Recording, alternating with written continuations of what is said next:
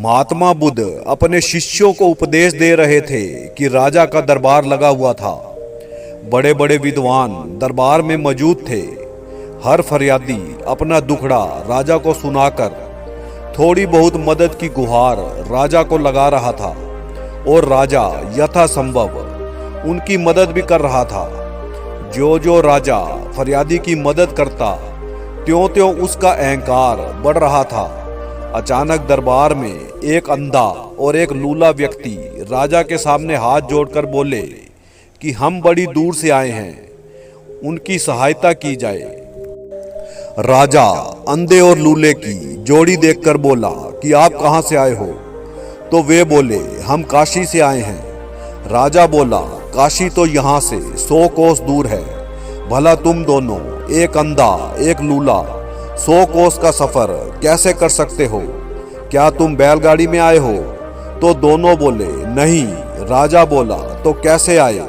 दोनों बोले राजा हम चलकर आए हैं। तब राजा बोला चलकर? अंधे की तो मैं जानता हूं कि वह किसी तरह चलकर आ सकता है, परंतु लूले तुम्हारी तो दोनों टांगे बेकार हैं, तुम कैसे आए? तो वे बोले राजा काशी से एक कबीला आपके राज्य की तरफ आ रहा था, हम भी उसी में शामिल होकर आए हैं। राजा फिर हैरान था। अब वह ऊंचे स्वर में बोला मेरे दरबार में बैठे विद्वानों, क्या तुम्हें इन दोनों की बातों में सच्चाई नजर आती है? क्या तुम सहमत हो? सभी एक स्वर में बोले नहीं। फिर क्या था? राजा जोर जोर से हंसने लगा और बोला कि तुम्हारी बात पर किसी को भी यकीन नहीं। राजा के मुख से इतना सुनते ही अंधा लूले से बोला कि हमारा पालनहारा तो बस परमात्मा है, जो हमारा मजाक उड़ा रहे हैं उनकी बस्ती से बचकर निकलने में ही भलाई है। और क्षण भर में अंधे ने लूले को फूलों की तरह उठाकर अपनी कमर पर लाद लिया और उसके बताए रास्ते पर दरबार से बाहर निकल गया। राजा हैरान था। उस जोड़ी को चलने में कोई परेशानी नहीं हो रही थी। साथ ही दोनों मुख से ये शब्द बोल रहे थे जाको राखे साइयां मार सके ना कोई। ये कथा सुनाकर महात्मा बुद्ध बोले अहंकार व्यक्ति को मंदबुद्धि बना देता है और वही मंदबुद्धि मनुष्य बिना सोचे समझे, बिना विचार विमर्श किए दूसरे व्यक्ति का अपमान करना शुरू कर देता है। और जो शक्ति कुदरत ने प्रत्येक इंसान को दी है उसे भी नजरअंदाज कर देता है।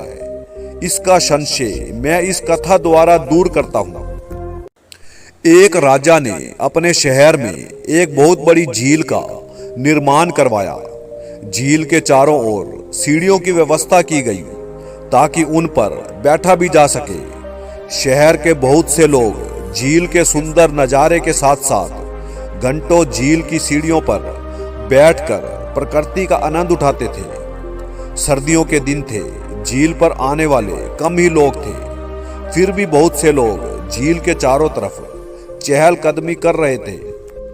इन्हीं लोगों में एक 8-10 आदमियों का समूह सीढ़ियों पर आन बैठा और आपस में बातें करते करते उनकी बातें साधु संतों पर आ गई। एक पतला और लंबे कद का साधु उनसे थोड़ा हटके उनसे पहले ही सीढ़ियों पर बैठा था।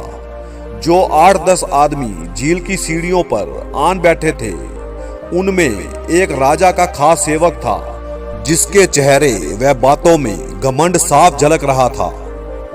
बातें धीरे धीरे साधु संतों फकीरों की बदनामी तक पहुंच गई। एकाएक वही व्यक्ति जो राजा का खास सेवक था उठा और उसने अपने से थोड़ा हटके बैठे साधु को एक थप्पड़ दे मारा और बोला कि इस प्रकार के ढोंगी साधुओं ने इस पूरे राज्य का बेड़ा गर्क कर रखा है। और फिर उस साधु से बोला कहीं चोरी चकारी तो नहीं करते? तुम जानते नहीं मैं इस शहर के राजा का खास आदमी हूँ। मार से सुन हो चुके साधु ने केवल नाम में सिर हिलाया कि वह चोरी चकारी नहीं करता। ऐसा लगता था कि मार खाने के बाद साधु में बात करने की हिम्मत तक नहीं थी। मार खाने के बाद साधु सर्दी में पूरा कांप रहा था।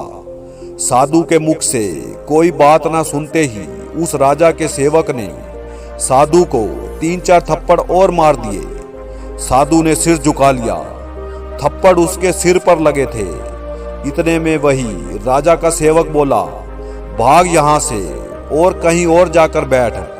साथ ही उसने एक भद्दी गाली साधु को दे डाली।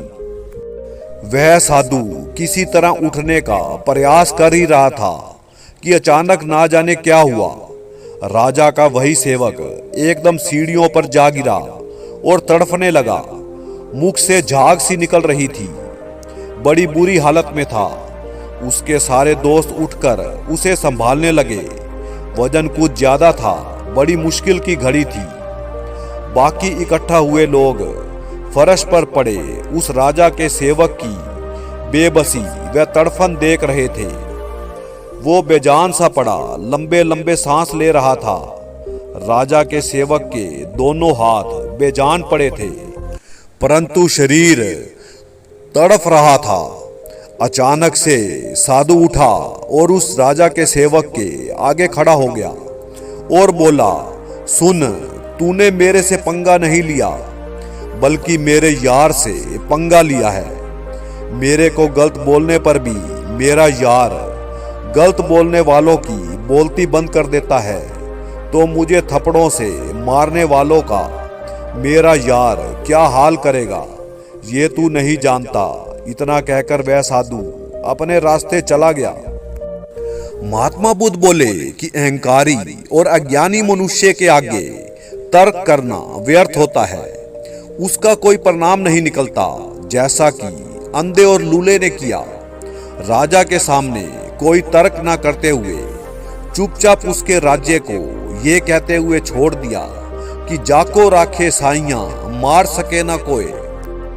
उसी प्रकार साधु ने अपने को मारने वाले राजा के सेवक को कहा कि तूने मेरे से नहीं, मेरे यार से पंगा लिया है। साधु का मतलब परमात्मा से था। परमात्मा ने क्षण भर भी देर नहीं लगाई। अपने भक्त का अपमान करने वाले की क्या दुर्दशा कर दी। महात्मा बुद्ध बोले, तभी तो कहते हैं कि परमात्मा के घर देर है, अंधेर नहीं।